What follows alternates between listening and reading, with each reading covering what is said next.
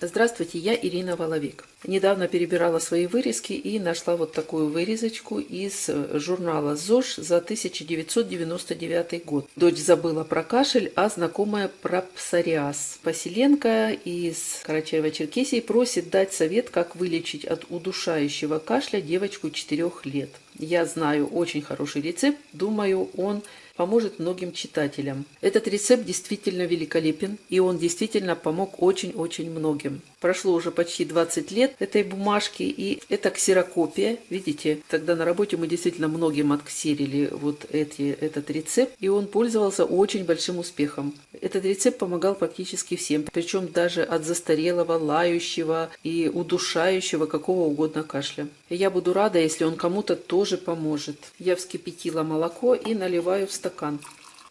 И по написанному следую. Итак, вскипятить 1 стакан молока и сразу же в горячее молоко добавить и размешать в такой последовательности. Это важно, в какой последовательности добавлять продукты.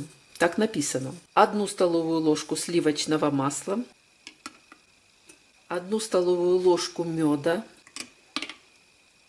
питьевую соду на кончике ножа или ложки, как я вот делаю. Все это размешиваем. Далее нужно взять сырой желток 1 яйца. Сначала его перемешать и влить сюда. Продолжать перемешивать.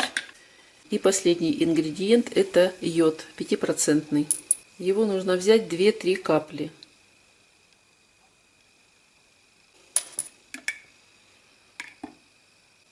И коктейль готов. Он получается очень приятный на вкус. Детям пить по полстакана 3 раза в день в теплом виде, а взрослым по стакану. И пить до тех пор, пока кашель не уйдет. Кому-то, может быть, и 2 дней достаточно будет, а кому-то и побольше. Если кашель застарелый, то, естественно, дольше придется полечиться. Будьте здоровы, до новых встреч!